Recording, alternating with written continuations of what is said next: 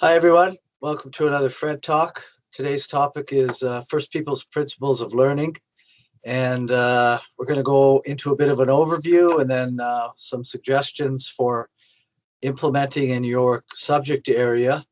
Traditional subject areas like English and social studies, the content is a bit more obvious and resources are, I would say, more available. And then the challenges for in non-traditional courses uh, to implement some Indigenous perspectives and some Indigenous curriculum. So I'm going to share my screen with you as usual, and we will get to looking at some of these resources. The email is full of them, and so is the folder in the shared drive. So help yourselves. Again, time and space permitting, that's what can happen. So hello, Rusty. Welcome again.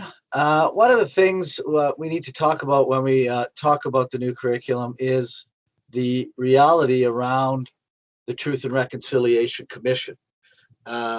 This was brought about by Canadian governments to look into the fallout, basically, from the residential school system, the apology in 2008 from the Harper government, and Murray Sinclair appointed judge from Manitoba to give some recommendations. So they came down with 94 recommendations about 3 years ago now. And when you're teaching your kids this topic and they're potentially in a class saying, why are we studying this? This is not relevant to math. This isn't relevant to band. It's not in PE.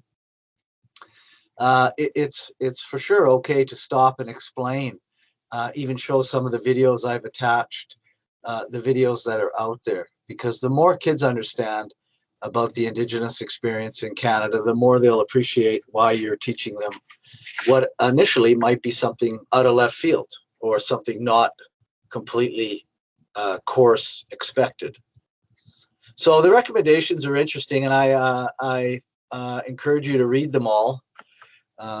They are quite substantive, and the education section is big, basically calling for languages to be taught, for better funding for all kinds of programs for Indigenous people, for improving the curriculum about Indigenous people in the system.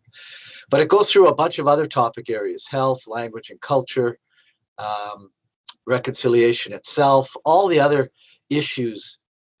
It's good just as a citizen really to be aware of what's in the document.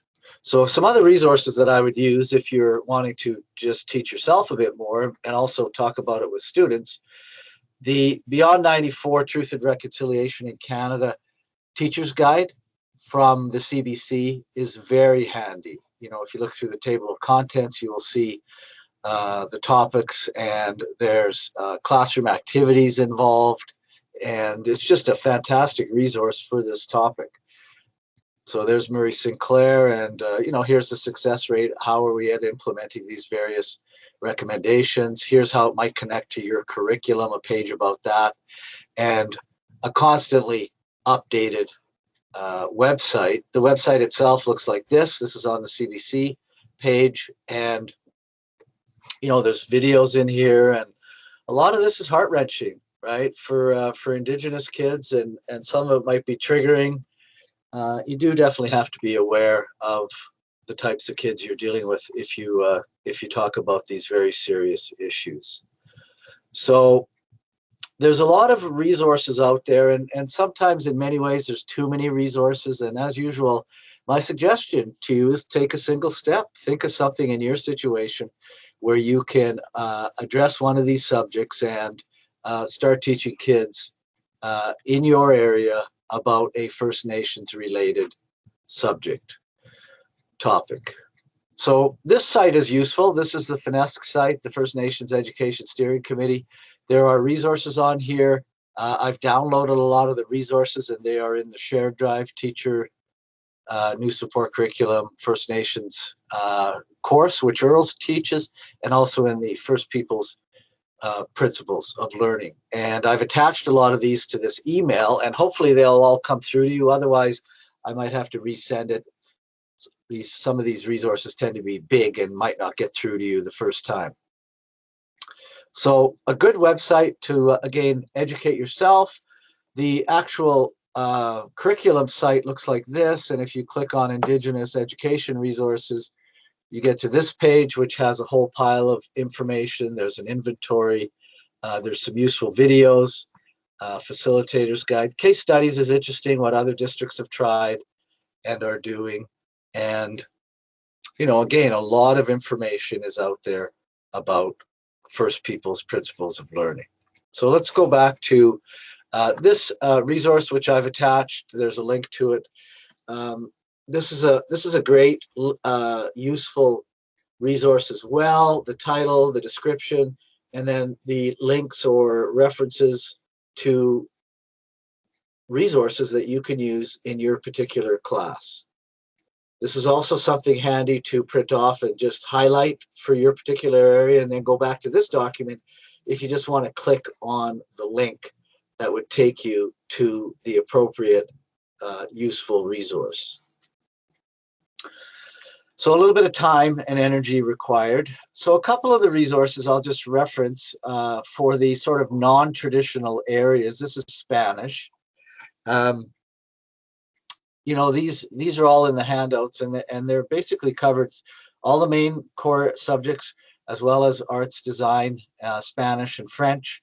And the structure of this is to support Indigenous knowledge and perspective, grades 5 to 12. It's kind of broken into context, purpose, explicit references that make explicit reference to the curricular competencies, and then implicit references, right, that indirectly refer to Indigenous knowledge and perspectives. And so there is a bit of exploration that you're going to have to do, and creativity, if you want to implement some of these things in your, say, non-traditional class.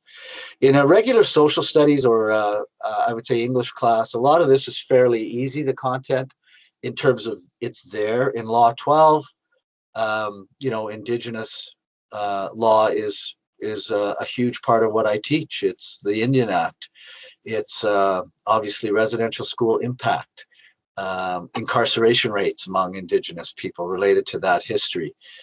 In social studies in general, obviously, we're going to talk about Indigenous history in Canada all the way through. And in English, you know, teachers are using resources, novels, short stories with Indigenous points of view.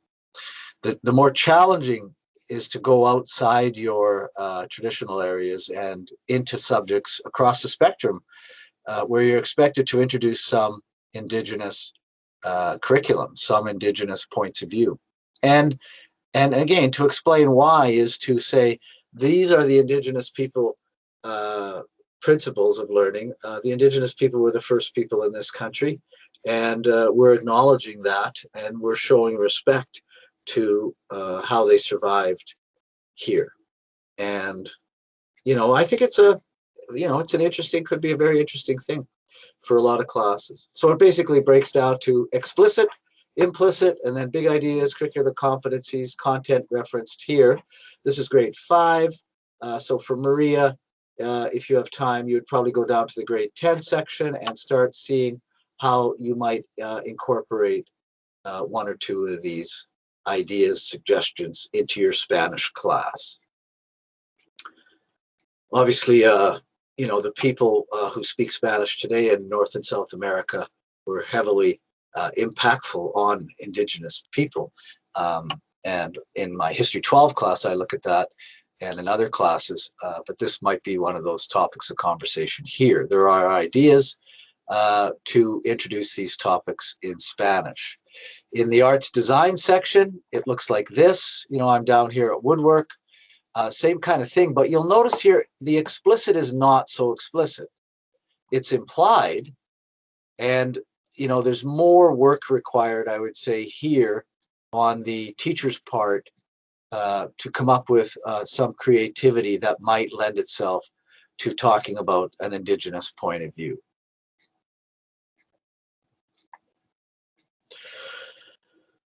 Culinary Arts 12. You know, it seems to me that in a foods class, for example, you might explore Indigenous recipes and do a couple days of cooking some indigenous food. In music, you might explore some traditional indigenous type of songs, or the drum, which seems central to a lot of indigenous cultures, and maybe incorporate that. And again, these are just suggestions. Your job, your task, your challenge is to be creative in your own way and find indigenous things to focus on. Fashion industry, it'd be kind of cool to look at and have students even make some First Nations type of outfits, etc.